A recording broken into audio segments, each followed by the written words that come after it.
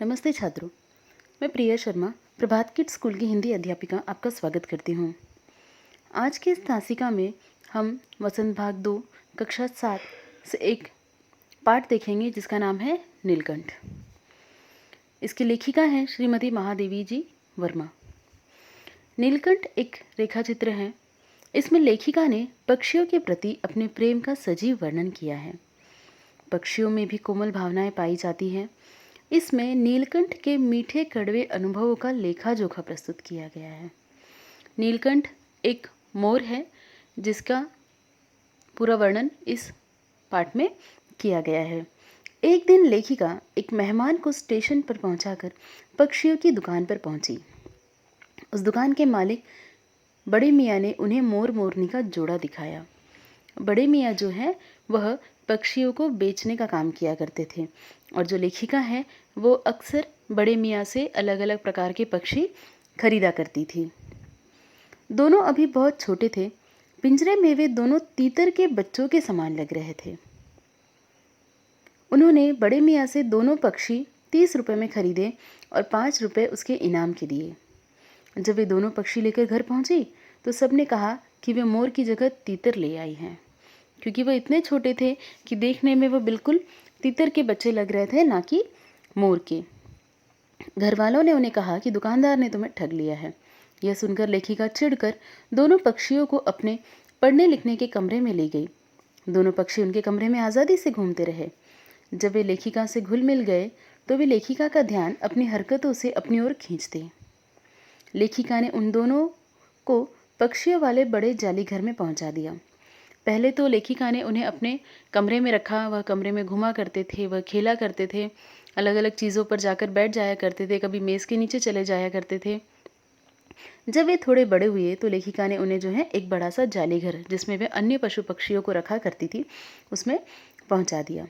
नए पक्षियों को देख पुराने पक्षी उन दोनों को बड़े ध्यान से देखते हुए चारों ओर घूमने लगे। मोर के बच्चे अब बड़े होने लगे थे। लेखिका ने उनका धीरे धीरे बढ़ना अपनी आंखों से बड़े करीब से देखा था। जब मोर मोरनी के बच्चों को उन्होंने पिंजरे में भेजा तब बाकी अन्य पशुओं ने उनका स्वागत किया। सारे जो खरगोश हैं, है ना, सभी ने, तोते हैं, वो सभी उनका निरीक्षण कर रहे थे, उन्हें देख रहे थे और वो बड़े ही खुश थे। मोर के सिर की कलगी बड़ी और चमकीली हो गई थी। चोंच और तीखी हो गई थी। आंखों में नीली आभा चमकने लगी थी। गर्दन लंबी नीले हरे रंग की थी। पंखों में चमक आने लगी थी। मोर का अपनी गर्दन का बड़े सुंदर ढंग से उपयोग करना सब अच्छा लगता था। मोरनी के समान सुंदरता प्रत्यक्ष देखकर अनुभव की जा सकती है। मोरनी का विकास मोर की तरह सौंदर्यमय नहीं था, परंतु वह मोर की उपयुक्त सहचारिणी थी। मोर जो है दिखने में बहुत ही सुंदर हो गया था, जबकि मोरनी इतनी सुंदर नहीं नजर आ रही थी। मोर की नीली गर्दन के कारण उसका नाम नीलकंठ रखा गया, जो हमारे पाठ का नाम है। मोरनी मोर की छाया थी, इसीलिए उसका नाम राधा रखा गया। नीलकंठ लेखिका के चिड़ियाघर का स्वामी बन गया था। स्वामी अर्थात वह एक राजा की तरह बन गया था तथा वह वहाँ के अन्य पशु पक्षियों की देखरेख किया करता था। जब कोई पक्षी मोर की बात नहीं मानता था तब वह उसे अपनी चोंच की प्रहार से दंड देता था। मोर सभी पक्षियों से बहुत प्रेम भी करता था। वह अपने पंखों की छाया में सभी पक्षियों को संरक्षण देता था। संरक्षण देना यानी उन्हें अपने पास में लेना, उन्हें छाया देता था। एक बार एक सांप ने खरगोश के बच्चे को पकड़ लिया। सांप ने जैसे ही बच्चे को निगलने का प्रयास किया, खरगोश का बच्चा धीमी आवाज़ में चिल्लाने लगा, क्योंकि खरगोश की जो आवाज़ होती है वह बहुत ही धीमी होती है और सांप ने जब उसे पकड़ लिया था तो उसकी जो आवाज़ है वह निकल ही नहीं रही थी। नीलकंठ के कानों में खरगोश के बच्चे की आवाज़ आई। वह भाग कर आया। उसने बुद्धि से काम लेते हुए सांप के फन को पंजे से दबोचा और चोंच से चोट करनी आरंभ कर दी। सांप की पकड़ ढीली पड़ गई। खरगोश का बच्चा उसके मुख से निकल गया। बाहर निकलते ही खरगोश का बच्चा बेहोश हो गया, क्योंकि वह अधिक समय तक सांप के मुंह के अंदर था। इसीलिए जैसे ही वह बाहर निकला वह जो है बेहोश हो गया। नीलकंठ ने अपनी चोंच के प्रहार से सांप के टुकड़े कर दिए। राधा ने नीलकंठ की कोई सहायता नहीं की, परंतु अपनी केका ध्वनि से पूरे घर में इस असामान्य घटना की सूचना दे दी। जब सब लोग वहाँ इकट्ठा हुए तब एक सांप मर चुका था। नीलकंठ अपने पंखों से खरगोश को गर्मी दे रहा था। नीलकंठ ने पूरी रात उस खरगोश की रक्षा की, पूरी रात उस खरगोश के पास रहा। उस समय लेखिका को लग रहा था कि कार्तिकेय ने अपने युद्ध के लिए मोर की सवारी को चुनकर अच्छा किया था। मोर जो है कलाप्रिय वीर पक्षी है, वह बाज और चील की तरह हिंसक नहीं है। नीलकंठ में अनेक विशेषताएं हैं। अब उन विशेषताओं का मानवीकरण हो गया है। बादलों को देखकर नीलकंठ अपने पंखों को मंडलाकर एक सहज लय ताल के साथ नृत्य आरंभ कर देता था। जैसे कि सभी जानते हैं कि मोर को जो है बारिश बहुत अच्छी लगती है, और जब बारिश आती है तो मोर जो है वह खुशी से नाचने लगता है। और जब नीलकंठ नाचा करता था तो राधा भी उसके आसपास उसका नृत्य देखकर वह भी उसके साथ नृत्य किया करती थी। लेखिका के घर पे कई तरह के मेहमान आते थे, कई विदेशी मेहमान भी उनके पास आते थे और वे नीलकंठ को देखकर बहुत ही खुश होते थे। विदेशी महिलाओं ने नीलकंठ को परफेक्ट जेंटलमैन की उपाधि दे डाली थी। नीलकंठ की पैनी चोंच के प्रहार से कोई बच नहीं पाता था। वह उसी पैनी चोंच से लेखिका के हाथ पर रखे भुने चने बड़ी कोमलता से धीरे धीरे उठाकर खाता था। उसे फलों के वृक्षों की अपेक्षा फूलों से भरे वृक्ष अच्छे लगते थे।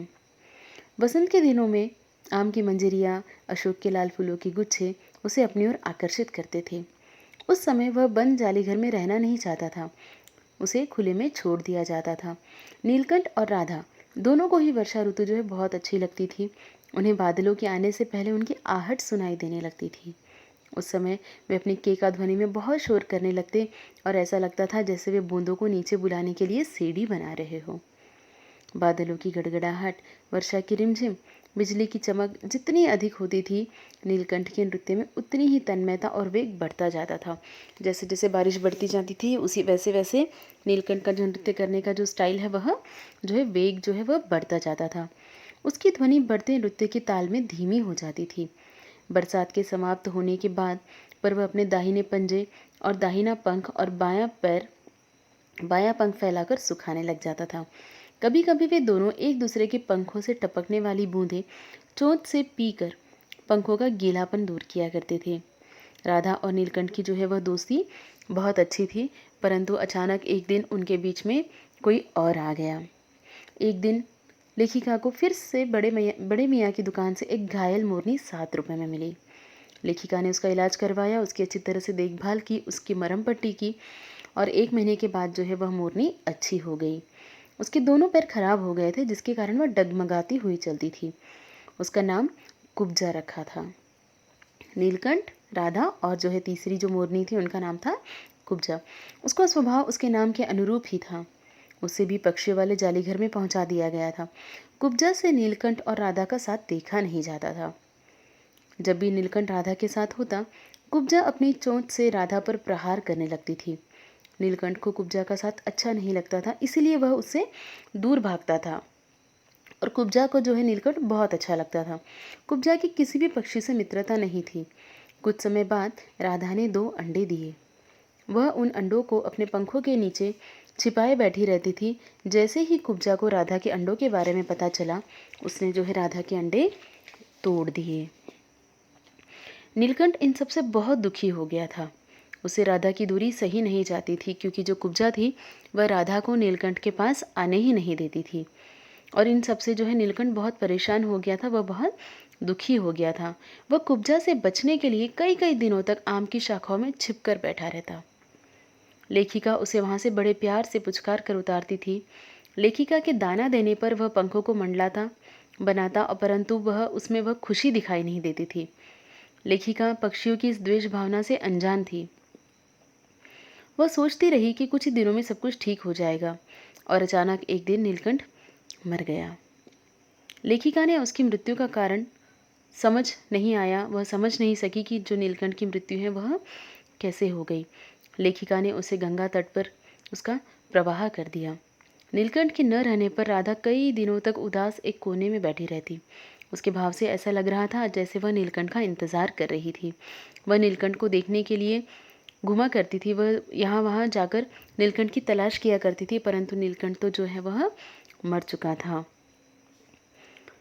कुब्जा ने नीलकंठ के दिखाई न देने पर उसकी खोज आरंभ कर दी।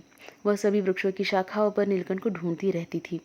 एक दिन वह लेखिका की अश्लेषियन कुतिया कजली के सामने पड़ गई। जैसे कि हमने कहा, लेखिका के पास कई सारे पशु पक्षी थे। उनके पास एक अल्सेशियन कुतिया भी थी जिसका नाम था कजली। कुब्जा ने उसे देखते ही चोंच से प्रहार कर दिया। कजली ने अपने स्वभाव के अनुरूप कुब्जा की गर्दन पर 2 दांत लगा दिए। कुब्जा का इलाज करवाया, परंतु वह नहीं बची, क्योंकि जो कुतिया थी, जो कजली थी, उसने बहुत ही ज़ोर से उसकी गर्दन पर प्रहार किया था। उन तीनों पक्षियों ने लेखिका को पक्षी प्रकृति की विभिन्नता का ज्ञान करवा दिया। राधा नीलकंठ की प्रतीक्षा कर रही थी।